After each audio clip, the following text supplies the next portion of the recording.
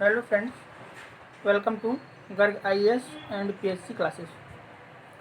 इतिहास को आगे बढ़ाते हुए दोस्तों हम आगे देखेंगे। यह हमारा इतिहास का प्राचीन भारत के इतिहास का तीसरा वीडियो है। ठीक है, इस वीडियो में पिछले वीडियो हमने क्या देखा था कि पिछले वीडियो में हमने देखा था पाषाण काल। ठीक, पाषाण काल में हमने पाषाण काल को 3 भागों में विभाजित किया था: निम्नपुरा, मध्यपुरा पाषाण और नवपाषाण काल। तो पिछले वीडियो में हमने निम्नपुरा पाषाण काल का अध्ययन किया। अब इस वीडियो में हम देखेंगे मध्यपुरा पाषाण काल। तो दोस्तों, मध्य पाषाण काल जो है, मध्यपुरा पाषाण काल, तो यह हमारा पाषाण काल जो है हमारा, तो पाषाण काल का ही हमारा एक भाग है। ठीक है, मध्यपुरा इसमें क्या होता है देखिए। अब जो मानव था, तो मानव पाषाण काल का जो मानव था वो अस्थिर था, यानी खाना बदोश जिंदगी जीता था। एक स्थान से दूसरे स्थान से तीसरे स्थान तक अपने भोजन की तलाश में विचरण करता था। अब क्या होता है दोस्तों कि मध्यपूर्व पाषाण काल में जैसे जैसे उनको शिकार की आदत पड़ने लगी, शिकार वो लोग बहुआयत मात्रा में करने लगे, तो फिर क्या होता है कि उन्होंने नए नए उपकरण बनाना शुरू कर दिए। तो जो हमारा मध्यपूर्व पाषाण काल है, आप हेडिंग कर लीजिए अपना मध्यपूर्व पाषाण काल। इसमें डालना है दोस्तों कि इस काल में जो था फलक की सहायता से उपकरणों का उपयोग किया जाने लगा। ठीक है, फलक क्या होता है? तो फलक मैं बताना चाहूँगा दोस्तों, फलक एक पत्थर जो रहता है, पत्थर के गोले गोले मतलब छोटे छोटे स्मॉल जो पार्ट्स रहते हैं, और जैसे अपन आलू के बीच से काटते हैं ना, तो उसके यदि आलू है हमारा लंबा सा, उसको बीच से काटे तो लेयर बाई लेयर आता है। तो ऐसे हाफ हाफ आलू गोल गोल इतने बड़े बड़े जो थे ऐसे, और यूं आकार के रहते थे। मतलब यदि अपन किसी को मुंह फेंक के यदि मार दें तो ये वाला जो पार्ट हमारा रहता है ना, सीधे जा करके अंदर जाता था, तो इसको हम फलक बोलते थे। अब इसमें जब फलक के सहायता से उपकरण बनने लगे तो इस कल्चर को ही फलक कल्चर के नाम से जाना जाने लगा। ठीक है, कहीं कहीं मध्यपूर्व पाषाण काल को हम क्या बोलते हैं? फलक संस्कृति। ठीक है, अब इसमें देखो, इसमें भी शिकारी कर रहा है मानव, तो इसमें भी हमको कुछ ऐसे उपकरणों की आवश्यकता होगी जो कि हमारे शिकार में, ठीक है, मांस को अलग करने में, उसके बाल अलग करने में, उसको साफ करने में यूज हो। तो इसमें दोस्तों यूज हुए स्क्रैपर। स्क्रैपर क्या होता है? तो हिंदी में उसको बोलते हैं खुरचनी। खुरचनी आपने देखा होगा। क्या होता है उसमें? खूब खुरदेरे से ऐसे पत्थर का इस्तेमाल करते थे वो लोग जिसमें थोड़ा सा खुरदुरापन रहे उसमें, और उस खुरदुरापन से क्या करना पड़ता था, जैसे अपना खाल रहती थी ना, तो खाल से उसके बाल को साफ करने के लिए हम खुरचनी का प्रयोग करते थे। ठीक है, तो इस काल में हमारी खुरचनी, बेधक और बेधनीय उपकरण थे। बेधक, अब बेधक क्या होता है? तो बेधक जो होता है, जैसे ये लंबे लंबे भाला टाइप से होते थे बेधक, और हमारे बेधनीय, इनमें क्या करते थे? फेंक के मारते थे। जैसे मान लो 2 से 5 मीटर की दूरी में हमारा शिकार है, तो उस शिकार को करने के लिए बेधक और बेधनियों को सीधे फेंक के वार किया जाता था, यूं मूव कर दिया जाता था। जब हम फेंक के वार करते थे, इससे आसानी से हमारा शिकार जो क्या होता था, मर जाता था। ठीक, तो इस काल में आप पहली हेडिंग यही डाल दीजिए, इसमें फलक की सहायता से उपकरण बनाया गया। और दूसरा पॉइंट इसमें मेन है कि इसमें इस काल के जो को फलक संस्कृति के नाम से जाना जाता है। उपकरण में डालेंगे तो स्क्रैपर, खुरचनी और बेधक और बेधनिया। क्वेश्चन भी यदि आप कहते हैं ना कि दोस्तों ये बताओ कि स्क्रैपर किस काल का उपकरण था या हथियार था, तो मध्यपूर्व पाषाण काल का। आगे देखेंगे दोस्तों, तो यदि क्वेश्चन आए कि देखो खुरचनी हो गया, बेधक हो गया, बेधनी हो गया, लेकिन सबसे इंपॉर्टेंट क्या था? तो सबसे इंपॉर्टेंट था स्क्रैपर। महत्वपूर्ण मध्यपूर्व पाषाण काल का विशिष्ट उपकरण स्क्रैपर था। अब दोस्तों यदि हम प्रमाण की बात करें तो सेम है, गंगा घाटी, असम, केरल और सिक्किम। ठीक है, 4 पार्ट, गंगा घाटी, असम, केरल, सिक्किम, इन 4 जगहों को छोड़कर बाकी भारत से इन संस्कृति उपकरण मिले, मतलब इन 4 जगह में नहीं मिले। अपन जब निम्न पूर्व पाषाण काल अपन ने पढ़ा था ना, वहाँ पर भी इन 4 जो थे, गंगा घाटी क्षेत्र, सिक्किम, असम और केरल, इनको छोड़ के। जो क्वेश्चन आता है कि ये बताइए, इस क्वेश्चन आ गया कि मध्य पूर्व पाषाण काल के अवशेष मध्य प्रदेश मिले, हाँ। गुजरात मिले, हाँ। राजस्थान मिले, हाँ। कहाँ तो नहीं मिले, याद कर लो, तो मिले ऑटोमेटिकली अपन को याद हो जाएगा। ठीक है दोस्तों, अब अपन क्या इसके बाद पढ़ने वाले हैं, फिर नेक्स्ट हेडिंग डालिए दोस्तों, उच्च पूर्व पाषाण काल। अब उच्च पूर्व पाषाण काल वह बहुत ज़्यादा इंपॉर्टेंट है, मोस्ट इंपॉर्टेंट है, क्योंकि सबसे ज़्यादा क्वेश्चन जो आते हैं तो इसी सेक्शन से आते हैं।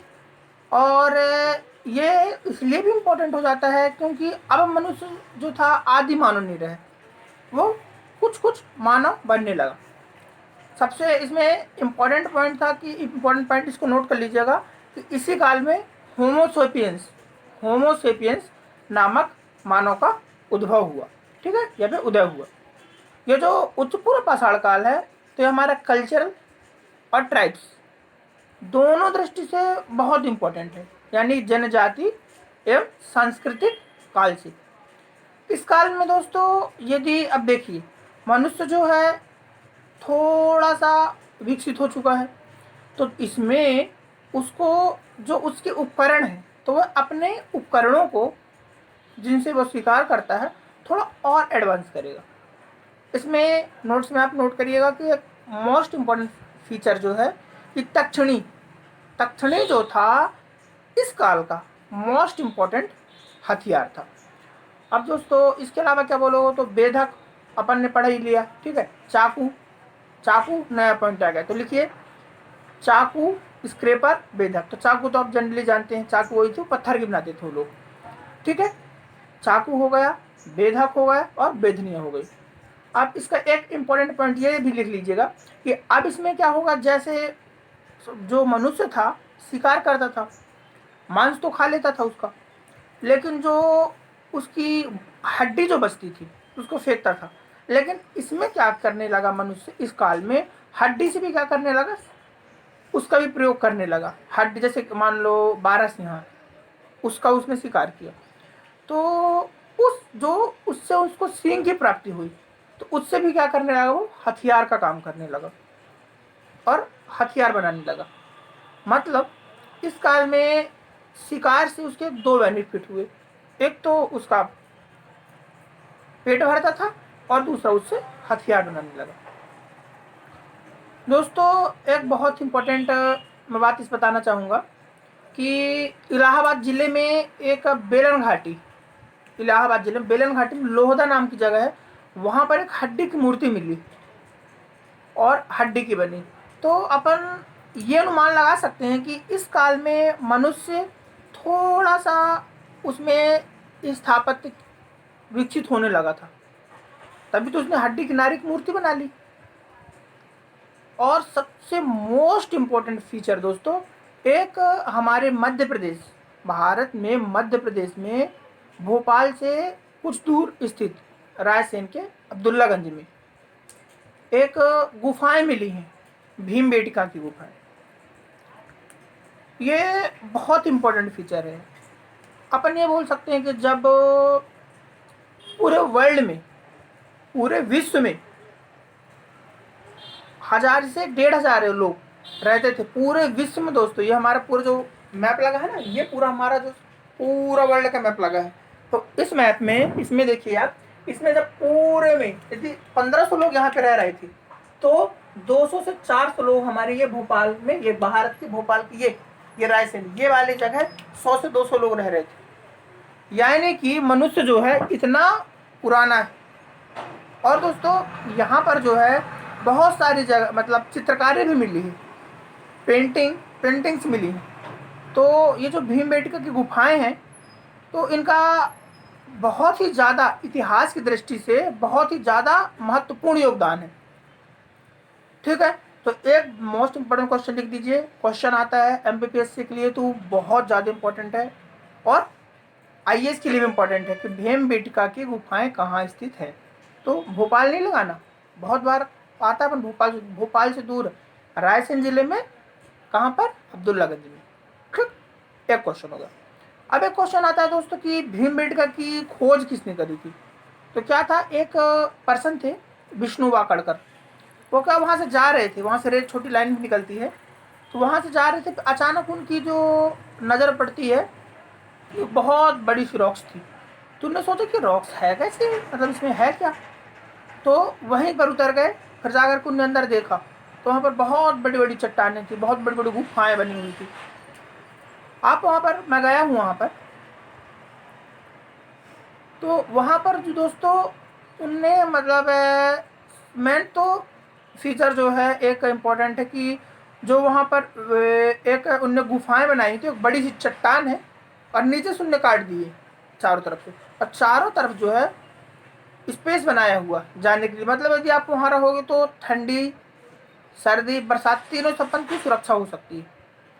फिर दोस्तों जैसे जैसे काल चल रहा था उस हिसाब से उनने चित्रकारी करी। मैं ग्रुप पे डालूंगा, ग्रुप में आप देख लीजिएगा, रॉक्स की कुछ पिक्स मैं डालूंगा, मेरे पास है, मैं गया था वहाँ से ओरिजिनल पिक्स खींच के लेके आया हूँ आपके लिए, तो मैं ग्रुप में डालूंगा, आप वहाँ पर देख लीजिएगा। तो दोस्तों वहाँ पर वो क्या था, जो पेंटिंग्स है, तो एक घोड़ा है, एक घोड़ा है और एक घोड़े के ऊपर एक मनुष्य जो है बैठा है और ऐसे तीर कमान लिया, और आगे एक शिकार जा रहा है, उसको शिकार कर रहा है। मतलब जैसा जैसे वो लोग करते थे, जैसे जैसे, तो वैसा उन्होंने पूरा का पूरा विवरण वहां पर दिया हुआ है। तो भीमबेटका की जो गुफा है बहुत इंपॉर्टेंट है। नेक्स्ट फैक्टर लिखिए कि भीमबेटका गुफा में इस काल के, जो पाषाण काल के बने चित्र भी मिलते हैं हमको। तो एक क्वेश्चन मोस्ट इंपॉर्टेंट है, क्वेश्चन यदि आता है कि मनुष्य ने चित्रकारी करना कब आरंभ किया। तो मनुष्य ने चित्रकारी करना कब आरंभ किया, पाषाण काल से। कौन से, तो उच्चपुरा पाषाण काल, ठीक है ना। पाषाण काल कितने, निम्नपुरा, मध्यपुरा, उच्चपुरा, तो उच्चपुरा काल से उसने क्या करना शुरू कर दिया, चित्रकारी करना शुरू कर दिया। ठीक है, साक्ष्य कहाँ से मिलते हैं, तो मध्य प्रदेश के भीमबेटका से। इसके बाद दोस्तों इस काल में गुफाएं भी बनी, ठीक, उपकरण भी बने, और मैं इसमें इस काल में अपन देखेंगे तो शिकार को ज़्यादा उनने ध्यान दिया उस पर, और मनुष्य में थोड़ा स्थिर रहने की भावना जागी। इस काल का जो मनुष्य था तो अब अपना सोचा कि मतलब एक ऐसा स्थान मत बिताने लगा, सोचा कि एक जगह रहकर, मतलब घूमता तो था, शिकार की तलाश में जाता तो था, लेकिन वापस आकर के अपने एक जगह में रहने लगता था। यानी कि देखो, अब जैसे हम भीमबेटका में हम गए थे तो हमने वहाँ पर देखा गुफाएं बनी, इसका मतलब मनुष्य वहाँ आता था और रहता था, और उसमें मतलब सेशन वाइज सेशन है, जैसे पहले उन्होंने कैसे चित्रकारी करी, कैसे शिकार, और उसमें इनफैक्ट मौर्य काल और गुप्त काल तक की भी पेंटिंग्स है। वहाँ पे राजा कैसे शासन करता था और क्या वहाँ पे उनका योगदान था। और मोस्ट इम्पोर्टेंट एक वहाँ पे पेड़ है दोस्तों, वहाँ पर एक द्विशंकर जाति का पेड़ है, तो उसमें दो, एक पेड़ है और एक पेड़ से दो प्रकार के, जैसे नीम और बबूल, तो एक पेड़ से दो पेड़ निकल रहे हैं, दो शाखा निकल रहा है, ये अलग पेड़ है, ये अलग पेड़ है, तभी मतलब अच्छा है।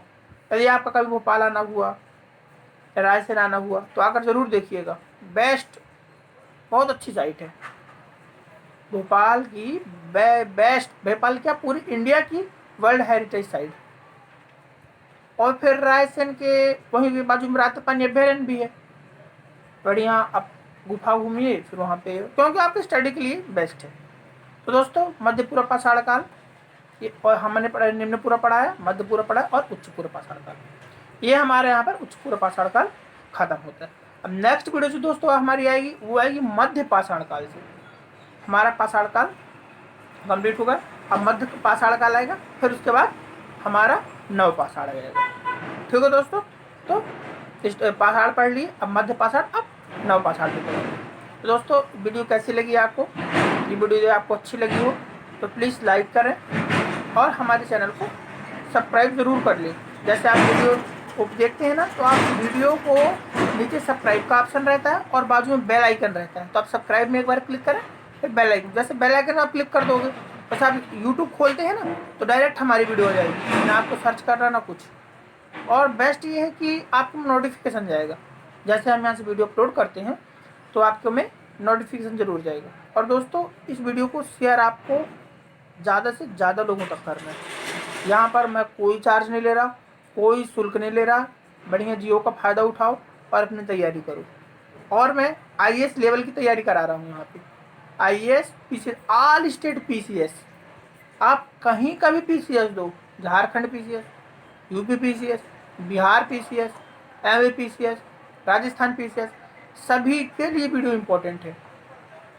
इसलिए इस वीडियो में को आप ज़्यादा से ज़्यादा लोगों तक शेयर ज़रूर करें, क्योंकि दोस्तों मेरी जो मुहिम है, मेरी जो रणनीति है, तो ऐसे लोगों तक दुनिया, इससे देश के ऐसे तबके तक को एजुकेशन को पहुंचाना है जहां के बच्चे अछूते हैं। वो करना तो बहुत कुछ चाहते हैं लेकिन इकोनॉमी प्रॉब्लम, फिजिकल प्रॉब्लम के कारण वो कर नहीं पा रहे हैं।